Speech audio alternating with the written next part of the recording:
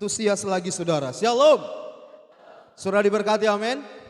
Sama-sama dengan saya bilang saya orang paling disayang Tuhan. 3 ya.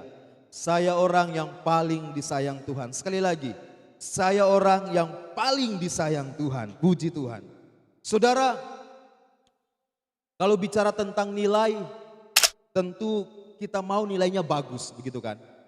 Makanya anak-anak kita yang sedang sekolah, itu orang tuanya selalu rindu, selalu ingin supaya nilai yang diperolehnya itu bagus. Itu pasti. Gak ada anak-anak yang kemudian datang, "Mama, nilaiku 5." Mamanya bilang, "Waduh, kamu luar biasa banget, pertahankan ya 5." Kan gak mungkin, ya kan? Mungkin ada motivasi, "Oh gak apa-apa ya 5, tapi nanti ke depannya kamu rajin belajar biar naik nilainya." Nah saudara, ternyata memberi nilai ini itu mempengaruhi hidup kita saudara. Memberi nilai kepada sesuatu itu bahkan juga mempengaruhi hidup kita, hubungan kita bersama dengan Tuhan. Tanpa sadar, iya kan? Makanya coba kita lihat dulu slide-nya. Sudah Kakak Tini? Memberi nilai tertinggi, itu tema renungan kita pagi hari ini saudara. Oke, coba di next Kak. Nah, sebentar kita sama-sama kasih nilai ya. Oke, kita kasih nilai. Yang pertama nanti kita akan kasih nilai berapa nilai yang kita berikan kepada keluarga atau pasangan. Iya kan? Karena tidak sedikit orang saudaraku yang begitu luar biasa mengasihi keluarganya sehingga dia bekerja luar biasa, dia tanggung jawab, bahkan kadang-kadang orang bilang mungkin kayaknya ini waktu nggak cukup untuk bekerja. Padahal Tuhan suka kasih 24 jam. Iya kan? Tapi kayaknya kurang di jam. Ada orang anak-anak muda yang karena pasangannya dia beri nilai tinggi, maka dia naik di tower dan dia berkata, "Anak kalau tidak terima kita semua jatuh." Kita mau keluar jam 3 subuh, so ada mobil di jalan. Kita mau keluar jam 1 subuh, sudah ada mobil juga di jalan. Ini orang tidak pernah tidur. Tapi itulah nilai yang diberikan untuk sebuah pekerjaan saudara. Ada orang yang pergi pagi, anaknya masih tidur. Dia pulang malam, anaknya sudah tidur juga. Tapi itulah nilai. Oke, next. Yang ketiga itu studi saudara. Saya pernah ketemu dengan, kebetulan waktu pelayanan mahasiswa di Jakarta, dia seorang mahasiswa kedokteran. Padat sekali, sibuk sekali pekerjaannya, luar biasa. Tapi dia benar-benar antusias dan bertanggung jawab untuk studinya. Ini luar biasa. Makanya yang mau sekolah keperawatan apalagi kedokteran itu pasti capek sekali.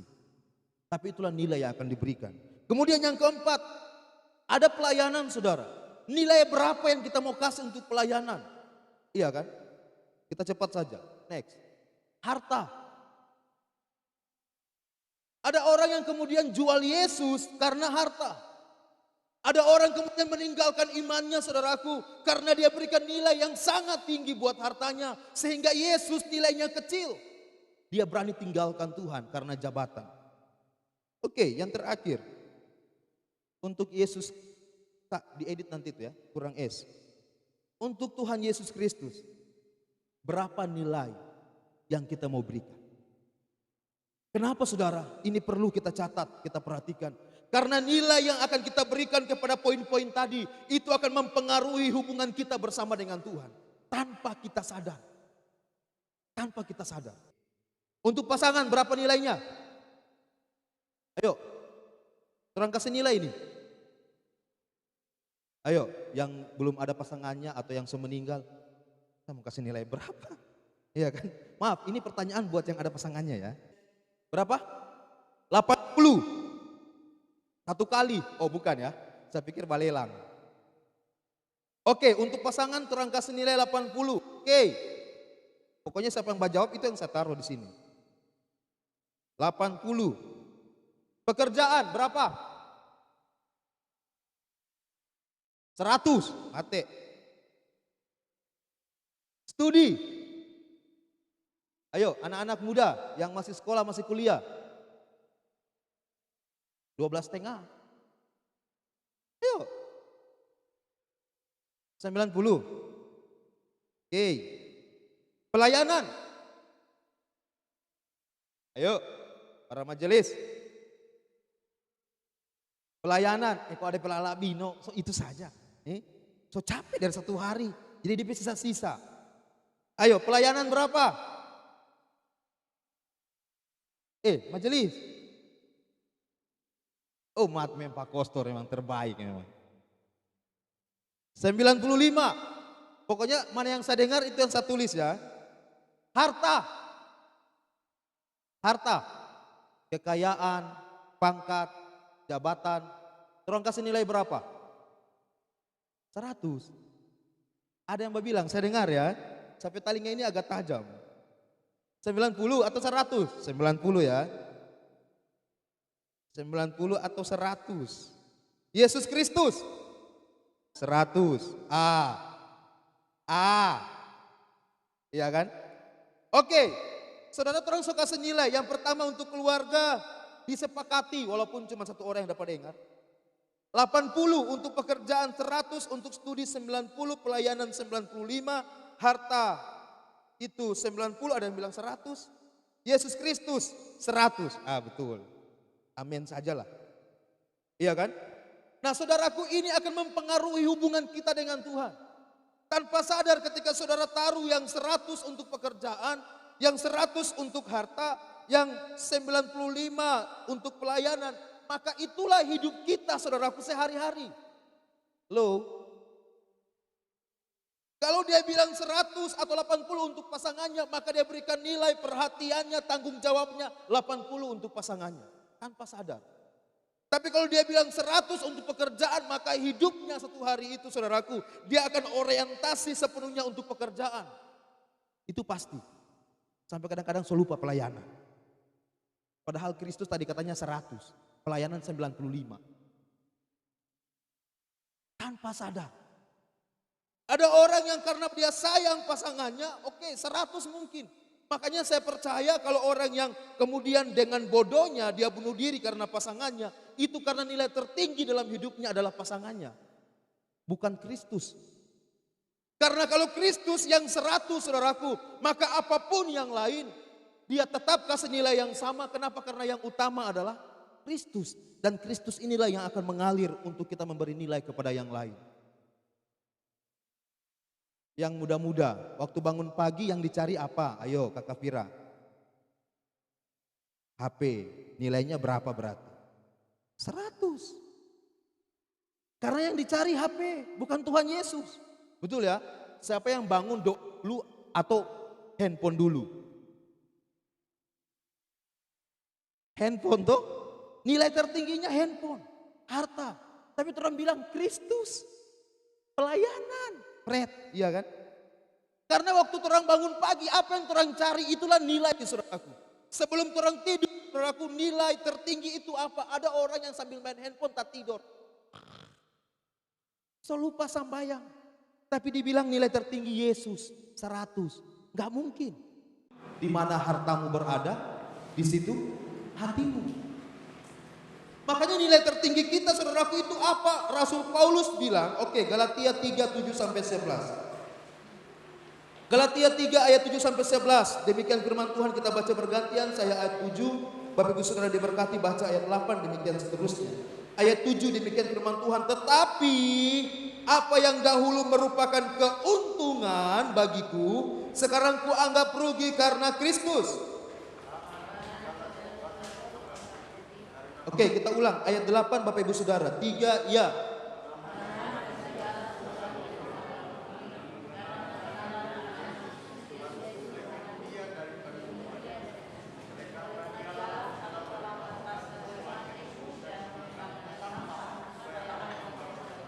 Dan berada di dalam Dia bukan dengan kebenaranku sendiri karena mentaati hukum Taurat, melainkan dengan kebenaran karena kepercayaan kepada Kristus, yaitu kebenaran yang Allah anugerahkan berdasarkan kepercayaan.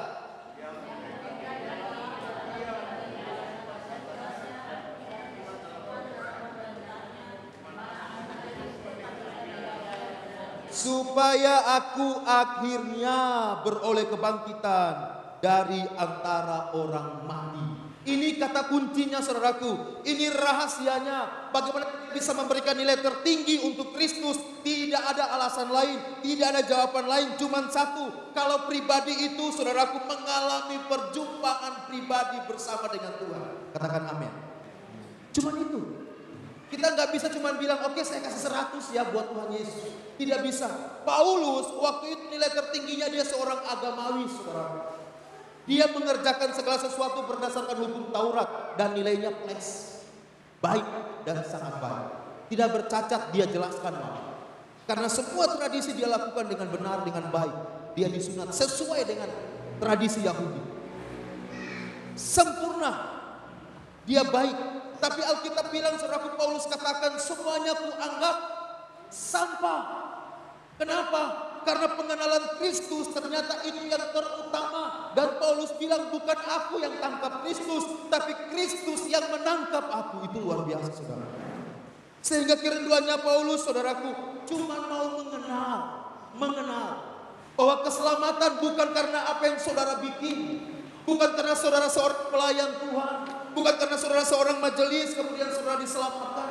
Bukan, tapi Alkitab katakan kebenaran itu karena kita percaya kepada Kristus. Amin.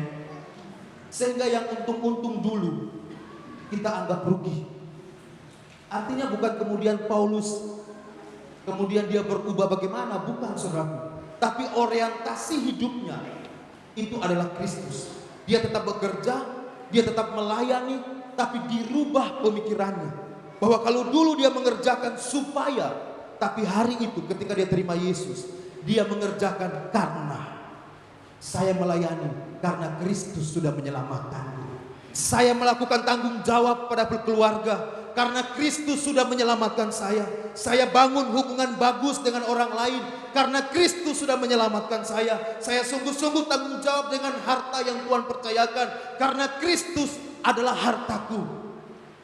Cuma itu yang dirubah sudah. Yang lain tetap sama. Mindsetnya, motivasinya, tujuannya dirubah. Kalau dulu kita bilang tanggung jawab supaya Tuhan saya, iya kan?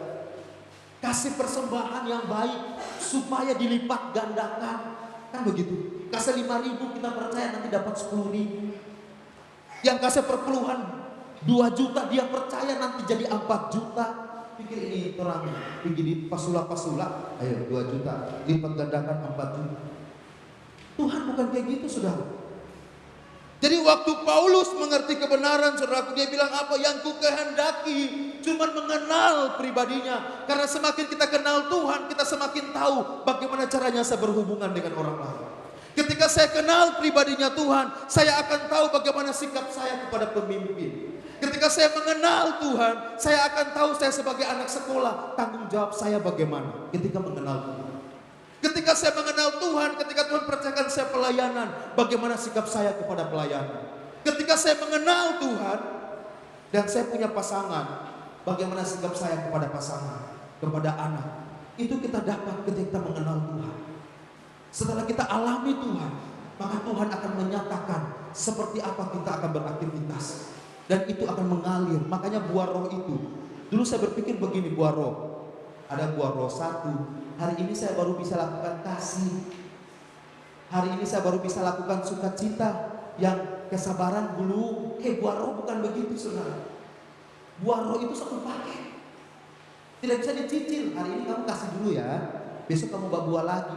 Gak bisa. Karena ketika terima Yesus, maka paket itu dapat. Roh itu yang akan berbuah. Makanya dia akan mengajar kita bagaimana kita sabar. Bukan kita yang berupaya sabar. Bagaimana kita mengasihi, roh itulah yang akan berbuah. Bagaimana ketika saya lihat orang timbul rasa belas kasih. Bukan kita yang, saya bantu anak. Bukan. Supaya nanti kalau apa, akan bantu kita. Bukan. Jadi ketika roh itu berbuah, itu yang Paulus bilang saudara. Berada di dalam dia ayat 9. Bukan dengan kebenaranku. Karena dulu Paulus aniaya jemaat karena dia berpikir itulah yang benar. Waktu Paulus saudaraku dia lakukan semua hukum Taurat. Dia berpikir semakin dia benar melakukan hukum Taurat, dia dibenarkan Tuhan. Tapi waktu dia ketemu dengan kebenarannya Tuhan, dia dimerdekakan. Tidak ada yang cerita Paulus ikut KKR. Alkitab jelas bilang kalau kamu mengerti kebenaran, artinya tanpa KKR. Kalau saudara duduk pribadi, baca firman Tuhan, saudara mengerti kebenaran, saudara pasti dimerdekakan. Amin. Amin saudara. Itu jelas saudara. Waktu orang lain mungkin gak baca Alkitab, tapi saudara duduk menyembah Tuhan, berdoa, merindukan Dia. Saya mau bilang nanti adakan kebenaran yang Tuhan nyatakan. Oke, saya cepat saja. Kemudian kita lihat contoh kasus yang kedua saudara. Jadi kalau Paulus tadi dia murni cuma mau mengenal Tuhan. Sehingga kita akan lihat nanti di endingnya. Oke, saudara tahu perempuan ini yang mengurapi Yesus. Markus 14 ayat 3 sampai 6 bilang begini. Ketika Yesus berada di Betania di rumah Simon si kusta dan sedang duduk makan, datanglah seorang perempuan membawa suatu buli-buli pualam berisi minyak narwastu murni yang mahal harganya. Setelah dipecahkannya leher buli-buli itu, dicurahkannya minyak itu ke atas kepala Yesus. Ada seorang yang menjadi gusar dan berkata kepada yang lain, untuk apa pemborosan minyak narwastu ini? Sebab minyak ini dapat dijual 300 dinar lebih dan uangnya dapat diberikan kepada orang-orang miskin. Lalu mereka memarahi perempuan itu. Tetapi Yesus berkata, biarkanlah dia. Mengapa kamu menyusahkan dia? Ia telah melakukan sesuatu perbuatan yang baik kepadaku. Saudara, kenapa orang itu protes ketika dia pecahkan buli-buli pualam itu berisi minyak narwastu? Karena nilai tertingginya bukan Yesus, tapi harta. Dia anggap rugi ketika dia kasih persembahan kepada Tuhan. Perempuan ini kasih dengan segenap hati karena dia tahu memang ini minyak. Saudara, ini minyak yang disiapkan untuk perempuan ini adalah minyak yang biasa dipakai untuk pernikahan di Israel dan memang mahal harganya. Itu mereka harus tabung uang untuk dapat minyak ini. Bayangkan. Tapi minyak ini saudaraku seolah-olah ditumpah begitu saja di Yesus, di kepalanya, di kakinya saudara. Dan orang yang memberikan nilai tertinggi kepada harta, dia pasti akan bilang, untuk apa pemborosan? Karena nilai tertingginya ada di harta. Tapi perempuan ini yang mengalami kasih Tuhan, saudara tahu perempuan ini siapa? Maria Magdalena. Siapa dia? Seorang pelacur. Waktu dia ketemu dengan kasihnya Tuhan, dia tahu dia itu hancur. Dia tahu dia itu punya latar belakang yang tidak bagus. Tapi pribadi ini yang dibilang Tuhan bisa terima dia apa adanya. Dan kemudian hari itu dia mengubah mindsetnya karena kasihnya Tuhan. Dan menjadikan Yesus sebagai nilai tertingginya. Tabungannya dia untuk minyak narwastu menjadi tidak berarti. Bayangkan dia harus tabung bertahun-tahun. Tapi ketika ketemu Yesus, dia pecahkan itu. Dia curahkan sama Tuhan Yesus. Artinya apa? Dia mau proklamasikan bahwa Kristus, engkaulah nilai tertinggi dalam hidupku. Kadang-kadang kalau orang kasih persembahan, saudaraku, orang bilang kalau kasih 10.000 rugi ya. Iya kan? Tapi waktu orang belanja baju 200.000 di TikTok, saudara ada pikir rugi? Coba. Iya kan? Makanya itu uang 1.000, uang 2.000 dengan 100.000. Dia bilang saya jarang mampir di kantong persembahan. Yang sering mampir cuma uang 2.000. Karena kalau orang suka kasih 10.000, orang langsung mulai berpikir. Nanti pembeli ikan lumayan. Iya kan? Itulah yang dipikirkan oleh murid-murid. Karena kasih pizza sama Yesus, lebih bagus gak kasih orang miskin. Padahal dia bohong, dia suka sebenarnya itu doi. Kita kasih kepada Tuhan, kita masih perhitungan. Kenapa? Karena kita pikir itu masih bermanfaat buat saya. Nilai tertingginya adalah saya. Iya kan? Nilai tertingginya adalah untuk saya punya keluarga. Makanya saya bilang kalau kasih persembahan, jangan supaya. Tapi kalau damai sejahtera Tuhan itu memberikan engkau, kasih 5.000, silahkan 5.000. 2.000, oke 2.000. Jangan tertekan, 2.000, Tuhan. 5.000, jangan, mending gak usah kasih.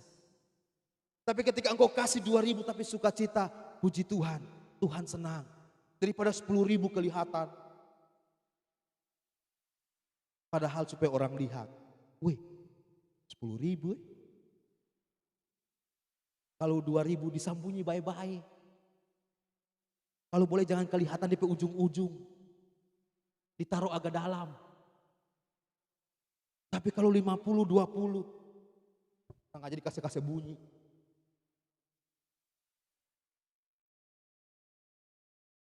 Itu uang sejatuh di tangan masih begini.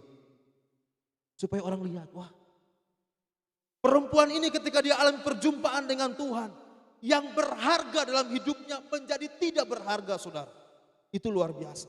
Dan saudara lihat Yohanes 19, next Kak. Ayat 25-26. Dan dekat salib Yesus berdiri ibunya dan saudara ibunya Maria, istri Klopas. Dan siapa saudara? Maria Magdalena. Ketika Yesus melihat ibunya dan murid yang dikasihnya di sampingnya, berkatalah ia kepada ibunya, "Ibu, inilah anakmu." Saudara lihat, orang-orang yang kasih nilai tertinggi Tuhan karena perjumpaan dengan Tuhan, dia akan bertahan di tengah-tengah tantangan. Katakan amin. Amin, saudara. Mana murid-murid? Mana Petrus? Mana orang yang sudah 3 tahun setengah lebih bersama dengan Yesus, makan minum dengan Yesus? Ini merupakan teguran buat saya, saudara. Mana hamba-hamba Tuhan? Iya kan? Kenapa Maria Magdalena yang seorang pelacur, tapi dia bisa bertahan di kakinya Yesus di saat Yesus tanda kutip butuh, tanda kutip sebagai manusia. Murid-murid yang 3,5 tahun mana? Karena mereka waktu Yesus ada, mereka bilang apa? Siapa yang terbesar di antara kami? Siapa yang duduk di sebelah kananmu? Yang mereka cari bukan Yesus, tapi mereka cari kedudukan. Makanya kalau kita cari Tuhan cuman karena kedudukan, karena harta, ketika ada tantangan saya mau bilang kita pasti persalahkan Tuhan. Tapi orang yang cari Tuhan, dia tahu ada masalah, tapi di saat susah dalam hidupnya, dia akan tetap di kakinya Tuhan. Dia akan tetap menyembah Tuhan karena nilai tertingginya bukan harta, bukan jabatan, bukan keluarganya, tapi Kristus. Amin, saudara. Ini teguran buat saya ketika saya baca ini. Mana hamba Tuhan? Kok jemaat biasa yang bertahan? Iya kan? Hamba-hamba Tuhan yang kelihatan keren. Yang 3 tahun sama-sama dengan Yesus. Yesus jalan, dorang di belakang. Waktu Yesus dielu-elukan, dorang juga senyum-senyum. Saya bayangkan ketua sinode di depan, saya di belakang. Biasa kan begitu kan? Waktu kita sinode disambut, ada pendeta Ratno. Gagah, saudara. Ketua sinode mau pentabisan, orang pendeta di belakang. Wah, jemaat sambut. Tidak ada tantangan, hamba Tuhan lari, jemaat yang berdiri. Ini kan Maria, saudara. Waktu Yesus mengalami tantangan, semua kabur. Yang bertahan cuma Yohanes. Yang bertahan cuma Maria yang adalah pelacur. Yang bertahan ibu Yesus. Dengan seorang ibu yang Klopas ini. Yang juga mengalami Yesus karena dia dilepaskan dari roh jahat. Jadi perjumpaan dengan Tuhanlah membuat kita memberikan nilai tertinggi kepada Tuhan. Sehingga saudaraku, saudara lihat. Ini saya pernah bagikan yang terakhir, tapi biar aja jadi kekuatan kita. Kenapa sampai murid-murid bertahan sampai akhir? Kenapa mereka tidak kecewa dengan Tuhan? Waktu mereka alami masa-masa sulit dalam hidup mereka. Ini sangatlah kuat. Karena ditulis langsung oleh seorang penulis Kristen mula-mula, yaitu Hegesippus. Awal mula kisah ini terjadi ketika Petrus telah tua dan Kaisar Nero merencanakan untuk membunuh Petrus. Setelah Petrus ditangkap dan dibawa ke tempat kemartiran, ia meminta. Saudara bayangkan, ia meminta. Petrus yang tadinya kabur, tapi hari itu ketika ngalamin perjumpaan dengan Tuhan, dia kasih nilai tertinggi Yesus, bahkan lebih tinggi nilainya daripada dirinya. Kemudian dibilang apa? Ia meminta disalibkan secara terbalik. Hal ini dikatakan Petrus karena merasa tidak layak. Kenapa? Tuhan kalau disalibkan begini itu Tuhan. Saya nggak boleh kayak gitu. Karena merasa tidak layak untuk disalibkan dengan posisi yang sama seperti Kristus. Dia memilih disalib terbalik. Saudara bayangkan. Kenapa mereka bisa lakukan itu? Karena ada perjumpaan pribadi dengan Tuhan. Mereka tidak komplain. Kita kan sedikit ada masalah so komplain sama Tuhan. Kenapa Tuhan begini? Bukan kita so begini, bukan kita so baik, bukan kita so pelayanan. Kok kenapa Tuhan masih begini? Petrus tidak ada, saudara. Bahkan dia bilang, kalau Yesus begini disalib, saya terbalik. Saudara lihat, dia Andreas. Rasul Andreas jalan kematiannya sama seperti Rasul Petrus.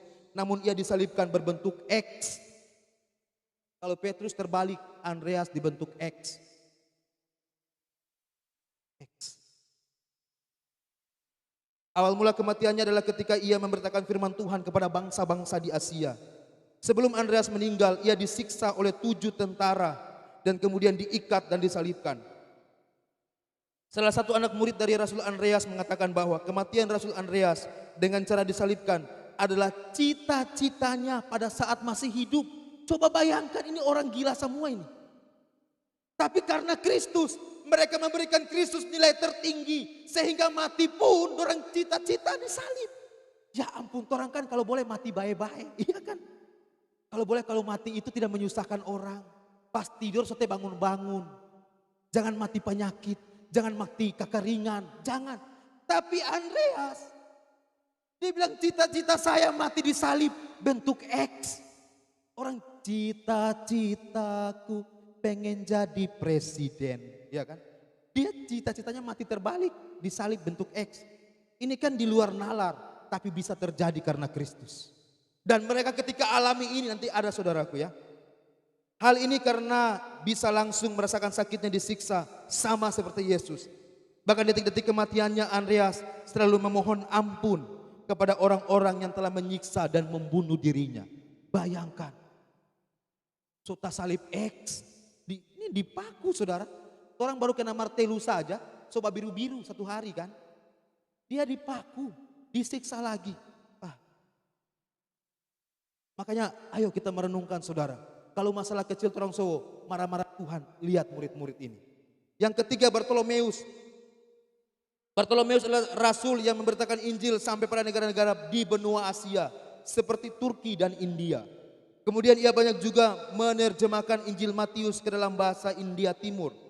Jalan kematian Rasul Bartolomeus adalah dia dibenci oleh bangsa kafir, kemudian dipukuli dan disalibkan di Armenia, disalibkan lagi. Wah, Thomas. Rasul Thomas adalah rasul yang dikenal sebagai rasul yang memiliki iman kecil pada saat Yesus masih ada di dunia. Namun pada saat Yesus telah terangkat ke surga dan memberikan Roh Kudus, ini perjumpaan mereka dengan Tuhan. Kepada mereka, Rasul Thomas jadi seorang yang sangat percaya dan menjadi murid yang menyebarkan firman Tuhan sampai ke Persia, Yunani maksudnya, Partia dan India. Jalan kematiannya tragis. Thomas yang bilang, aku gak percaya kalau sebelum kemasukan jariku, matinya bagaimana? Kematiannya sungguh tragis, di mana ia disiksa oleh orang kafir yang marah, tubuhnya ditusuk tombak, kemudian mayatnya dilemparkan ke dalam nyala api yang besar. Thomas, orang cuma masalah sedikit, so marah-marah sama Tuhan. Thomas ditombak-tombak, mayatnya dibakar, dia gak komplain. Dia nggak bilang Tuhan menyesal aku jadi muridmu. Nggak pernah. Matius. Rasul Matius adalah rasul yang kematiannya kurang terlalu diceritakan oleh penulis Kristen mula-mula. Namun banyak yang mengatakan bahwa kematian Rasul Matius dengan cara disiksa dan dipenggal tubuhnya dengan pedang di daerah Ethiopia. Dipenggal. Nggak ada di sini yang dibilang mati sakit. Nggak ada mati menyiksa semua. Kecuali satu nanti ya. Filipus. Rasul Filipus mati tepat pada 10 tahun kemudian Rasul Yakobus pada tahun 54 Masehi. Rasul Filipus mati dengan cara dicambuk kemudian dipenjara dan pada akhirnya ia disalibkan di daerah Prigia. Dicambuk, dipenjara, disalib. Memang itu hukuman mati dulu begitu. Kebanyakan disalib saudara.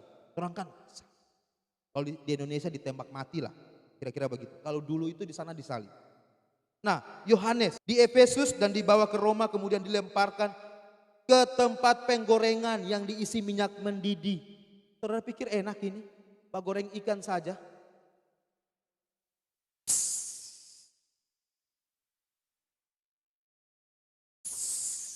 Begitu kan? Mana yang cewek-cewek? Stevira Pak goreng ikan masih begitu? Biar seru pakai helm dong.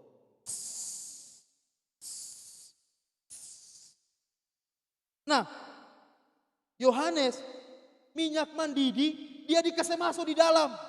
Mati enggak? Enggak mati. Bayangkan, mendidih itu minyak, dia santai, mungkin dia senyum.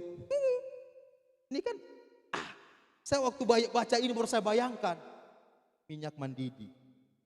Hama, minyak mendidih. Itu ikan orang taruh, masih hidup langsung minyak mendidih. Ini Yohanes. Minyak mendidih, dia diangkat, ditaruh. Letang, senyum.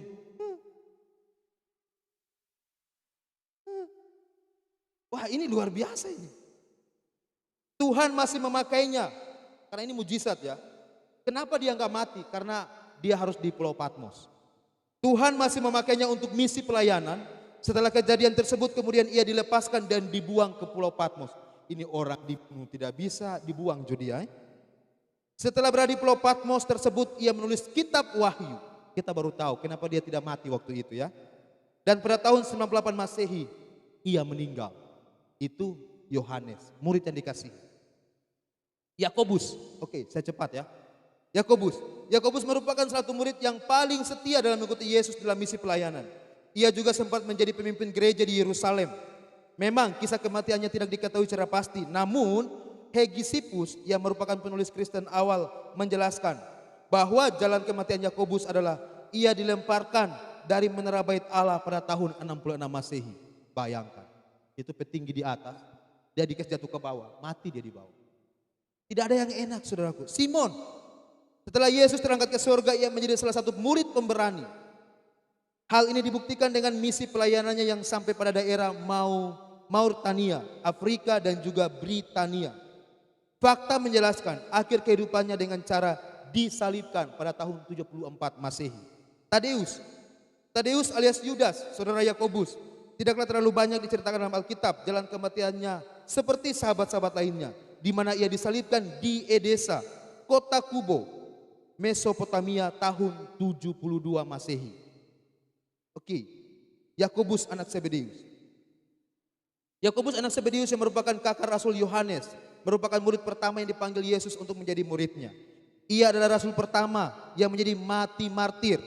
Alkitab mencatat ia dihukum mati sekitar tahun 44 Masehi atas perintah Raja Herodes Agripa I dari Yudea dengan cara dipenggal kepalanya. Penulis ternama, oke nggak usah itu, 12 Matias. Matias ada rasul yang menggantikan Yudas Iskariot. Jalan kematiannya berupa ia dirajam dengan batu di daerah Yerusalem sampai mati. Ia rela dilakukan hal tersebut karena tidak berani mengkhianati dan mengingkari Yesus. Saudara, ini kisah murid-murid Tuhan Yesus yang mereka hidupnya itu luar biasa, menderita waktu mati. Tapi apakah mereka tinggalkan Kristus? Tidak, saudara. Kenapa? Karena mereka sama dengan Paulus. Mereka rindu alami Tuhan dan perjumpaan pribadi ini membuat mereka memberikan nilai tertinggi dalam hidup mereka adalah Kristus. Saya nggak lihat di sini keluarganya protes. Tapi jelas kalau tadi Yakobus diceritakan waktu dia sampai di tempat eksekusi, dia punya keberanian yang luar biasa. Bayangkan, dia maju dengan gagah untuk dieksekusi. Saudara, inilah hasil perjumpaan. Makanya hasil perjumpaan dengan Tuhan itu kita bisa katakan saya kasih nilai 100 Yesus. Itu akan diuji lewat pergumulan, lewat masalah, lewat tantangan. Apakah kita tetap kepada Yesus ataukah kemudian kita berkata, saudara ada satu, coba next Kak. Saya baca kesaksiannya Pastor Stefanus Yordan. Pastor Stefanus Yordan, dua kalimatnya sama Tuhan. Tuhan, izinkan saya tetap melayanimu sampai mati. Yang kedua, jangan biarkan iman saya goyah dan memilih meninggalkanmu. Kenapa dia tulis ini? Yang pertama, ada dua masalah hidup yang berat yang dihadapi. Yang pertama, dia punya utang miliar dan dia tak tipu. Waktu dia berlutut dengan istrinya, kuat dalam hatinya, cuma satu kata kepada pastor ini. Dia sependeta waktu itu. Kamu serakah. Kamu serakah. Dia kan minta tolong, Tuhan tolong kasih solusi. Di hatinya kuat cuman kata, kamu serakah. Karena waktu dia invest, itu dia dapat keuntungan menurut perjanjian. Akan berlipat-lipat. Makanya dia invest sampai miliaran. Dan dia ditipu, dibawa lari itu uang. Nah, yang kedua yang dihadapi adalah dia punya masalah kanker, stadium terakhir. Makanya waktu dia terima konfirmasi dokter tentang penyakitnya, dia bilang sama Tuhan, Tuhan, izinkan saya melayanimu sampai saya mati. Dan di tengah-tengah masalah yang saya hadapi, Tuhan jaga iman saya supaya saya tidak meninggalkan Engkau. Tapi sampai akhir hidupnya, dia tidak pernah mengurangi intensitas pelayanannya. Tetap sama. Walaupun dia sudah sakit, sama dengan kalimat satu ini. Tuhan, izinkan saya tetap melayanimu sampai mati. Jadi ibu ini dia kanker luar biasa. Tapi dia tetap melayani. Dia kunjungi orang-orang yang sakit kanker. Dia doakan, dia berikan semangat hidup. Akhirnya dia mati juga dalam kondisi sakit kanker. Tapi dia katakan, aku bersuka cita. Kenapa? Karena dulu aku berdoa supaya aku disembuhkan. Tapi hari ini doa saya, Tuhan memulihkan hati saya. Sehingga ketika saya sakit tetap bersuka cita. Tetap semangat. Tetap melayani. Dan tidak meninggalkan Tuhan. Oke, saya kasih terakhir dengan ilustrasi ini. Saudara, kira-kira ini berapa beratnya? Mungkin sekitar 200-300 gram ya. Tidak sampai setengah kilo, tidak ya? Bisa 200. Masalahnya saudaraku bukan seberapa berat ini. Tapi seberapa kuat tangan saya kalau pegang ini satu hari. Kuat nggak? Satu hari begini saudara. Iya. Ini ringan loh, cuma 200 gram, ini kan enteng. Tapi kalau satu hari saudara pegang, besok saudara pegang, jadi berat. Jadi berat. Jadi menekan, jadi pegal. Mungkin mati rasa kalau 1 bulan. 1 tahun, saya nggak tahu lagi. Maksudnya apa saudara? Ini sama dengan masalah. Masalah mungkin kecil dalam hidup saudara. Tapi saudara bilang, saya mau pegang, saya mau simpan. 1 bulan, saudara masih sehat, masih kuat. Karena masalah ringan. Tapi 1 tahun, saudara tetap pegang itu yang tadinya ringan. Saya mau bilang itu akan jadi berat. Akan jadi masalah. 2 tahun, saudara tetap pegang itu masalah. Maka akan jadi beban hidup yang luar biasa. Dan membuat kita akan menjadi lemah. Tapi waktu ada beban, saudara bilang sama Tuhan, Tuhan, aku taruh di kakimu. Karena Kristus sudah pikul di kayu salib. Aku gak mau pegang Tuhan. Karena sudah selesai. Saudara akan ringan. Walaupun tadi itu beban berat kayak ini mimbar. Tapi waktu saudara taruh sama Tuhan. Tuhan bilang, nah aku sudah pikul di kayu salib. Marilah kepada aku semua yang letih lesu dan berbeban berat. Aku berikan kelegaan. Jangan anggap remeh saudaraku, masalah kecil. Mungkin saudara cuma baku masalah dengan suami. Sama anak, itu kecil, kayak gampang. Tapi kalau 1 bulan, itu so berat.